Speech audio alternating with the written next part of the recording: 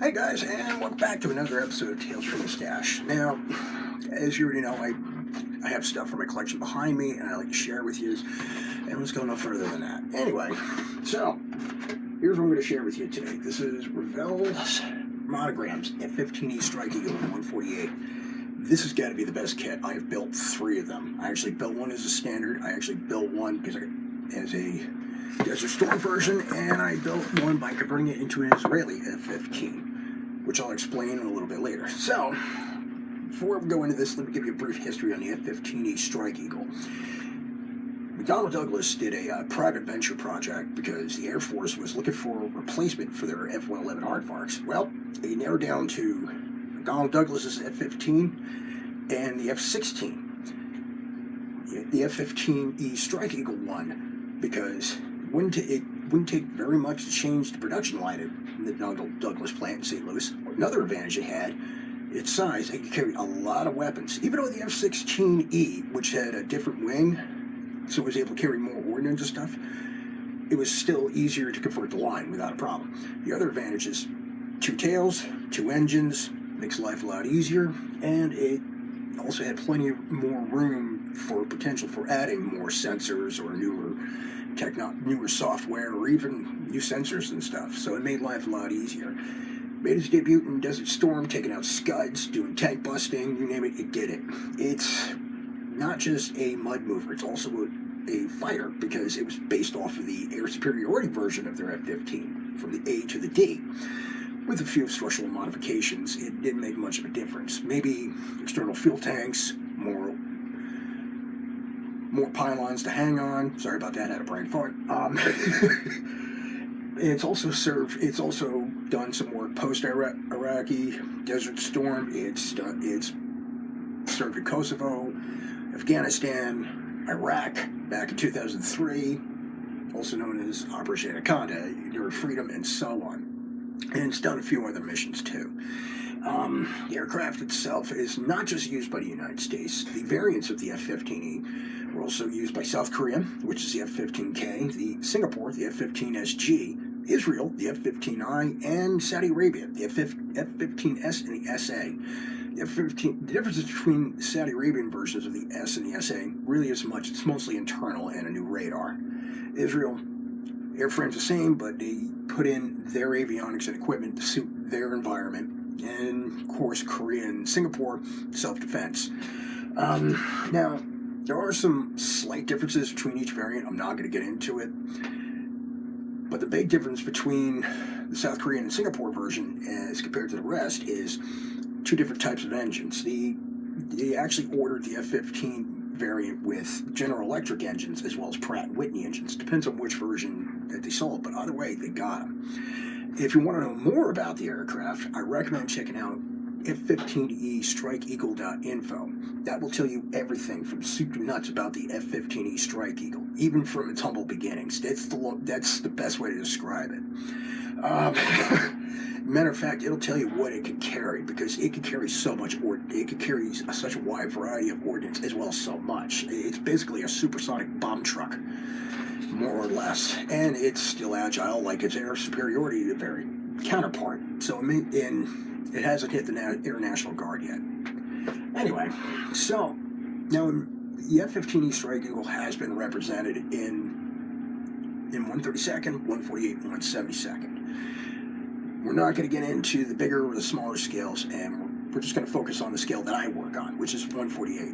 It's a lot of detail, but I can still fit it on a shelf without a problem. Although, this kit might be a problem. Anyway, so without further ado, we'll talk about the Revell kit here. Now, Revell-Monogram released their F-15E kit back in 98, 99. I think 1999, because it's a really, really nice kit. It is one of their best kits, if not the best, and there's a lot of advantages it has going for it. But before we go further into that, let's talk about the kit itself. I will show you everything, and I'll try to explain as I go about the mud moving version as compared to the air superiority variant. So, without further ado, let's start talking about this. Here's the upper half of the fuselage. Now, if you build F-15 kit, you know the wing to the fuselage joint has always been very tricky and it's very troublesome, especially if you don't know how to build any of the F-15 kits, particularly Hoscow or Academy. Well, Revell-Monogram fixed this problem by making the inner wings part of the fuselage. This makes life a lot easier. That makes it so much easier. And also, if you noticed, the Strike Eagle variant actually has some reinforcements if you look closely right here.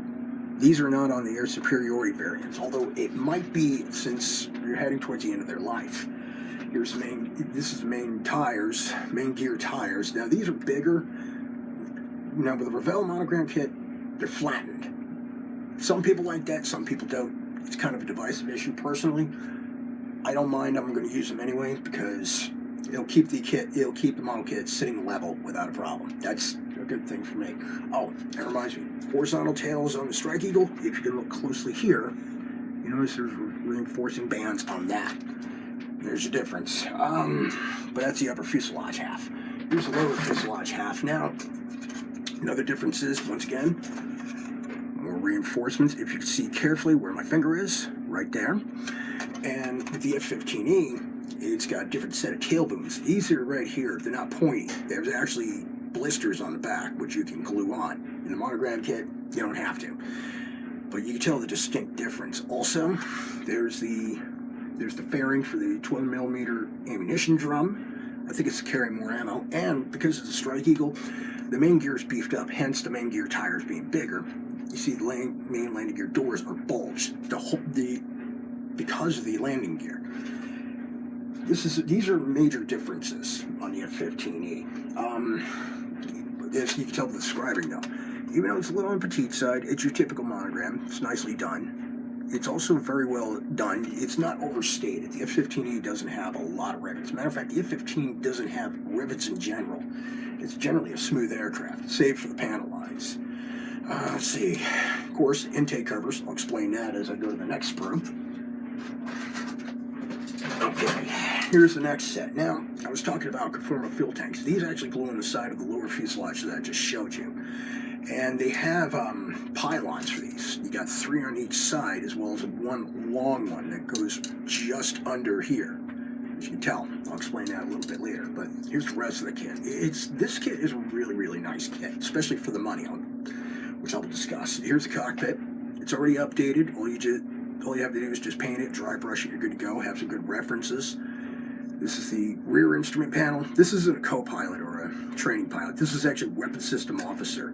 This is what makes the Strike Eagle different. And this is the front instrument panel. Main gear here, nose gear. Here's the Aces 2 ejection seats. These are actually pretty decent for injection molded. If you want, you can always replace them with aftermarket. I know some people would rather spend the money and get a detail set. It's not going to make much of a difference. Especially for this kit. Right out of the box, you get a nice looking cockpit.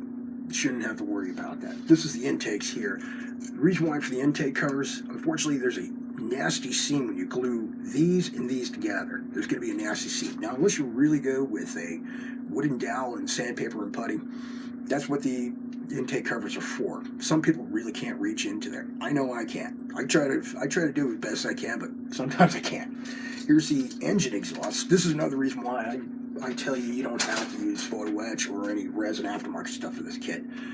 This is the inside, and that's the outside. Matter of fact, here's the accutators for the exhaust themselves. Now, the F-15 used to have, they called them turkey feathers on the old engines. What they did was they removed them because they realized the maintenance involved in it. So, and it also really doesn't affect the performance aerodynamically. It doesn't make much of a difference. But even then, for this kit, it's really worth it. They're really easy to put together. They do look kind of intimidating at first, but once you put them together and get the hang of them, they're real easy to put together without a problem. All you need is a little glue, and you paint them, and a little bit of detail. That's all you really need.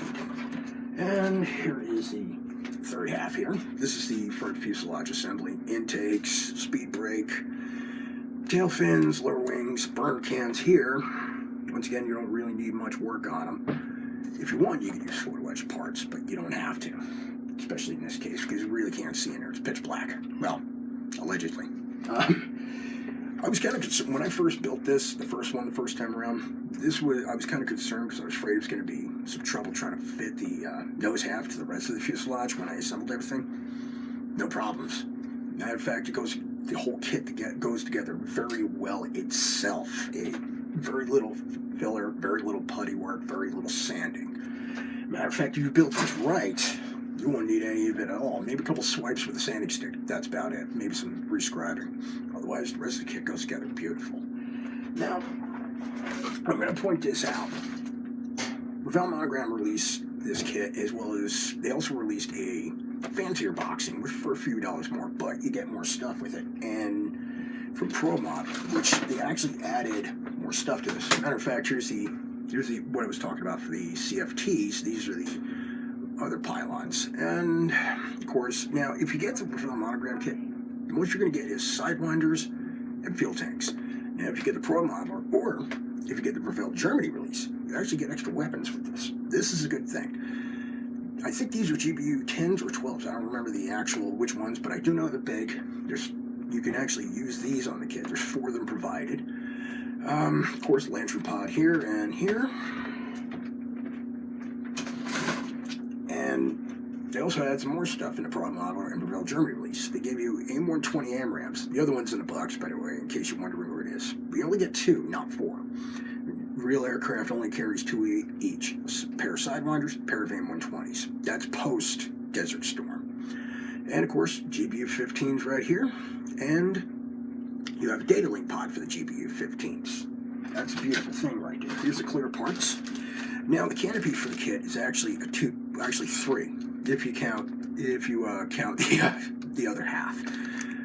One thing about this kit is it has on the clear part, it has a nasty seam. If you're just starting, don't worry about it. Don't bother with it. But most of us are going to sand it off and polish it smooth. If you understand where I'm coming from. Otherwise, it's just this. The rest of the kit, this is fine. Otherwise, the rest of the kit, everything is really good. But the canopy itself is a 3-piece affair. So this includes the windscreen, the canopy itself. Otherwise, really isn't much needed to this kit. But that's the extent of what you got. Now, the decals, you get the regular Revell-Monogram version. You get these, which you get one that participated in Desert Storm and one that participated in post-Desert Storm. Now, the Revell Germany release, however, has them updated, which is right here. You got Seymour Johnson, and then you got Mountain Home. The only difference between these is the releases. However, the Revell Germany release is a little harder to find in the United States as compared to out in Europe, but you can still get the other one. Now, the regular edition, now I discussed earlier why this is probably the best kit in 1/48 scale. This accurately represents the F-15E Strike Eagle in production, in its production form. It covers all the bases, and I'm talking every little detail to it, so that gives it a great advantage. However, this kit is an early F-15E, and that's where it's going to stay. And that's a good part about the Revell-Monogram kit. They never bother changing the decals because it represents that. It represents the Desert Storm and just post-Desert Storm, Mountain Home out of Idaho. This is the instructions for Revell-Monogram kit. They're actually they finally stepped away from the big unfolding page that you have to go through every day, and they start doing an instruction booklet. Hopefully I don't blind you too much. They're very easy to follow. They give you the color guides. They give you generic color guides. They don't give you paint brands. They don't give you specific. They give you generic color guides. And if you're lucky, let's see in the back here. Here we are. They also give you what colors to use, and it's pretty easy. It's gunship gray, which is over here, titanium, or you can use metallic gray, like ghost gray, and some white. There really isn't that much to it. However, if you're a model builder like me, you do your research, you're going to be getting a bunch of colors ready, mostly for the interior. Otherwise, it really isn't that much to it. It's actually a very good beginner's kit. Like I said, very little, if any, sanding required. And it goes together really well, and it's cheap. You can actually get one of these for like $30 to $40 at your local hobby shop or craft store like Michael's, Hobby Lobby, AC Moore.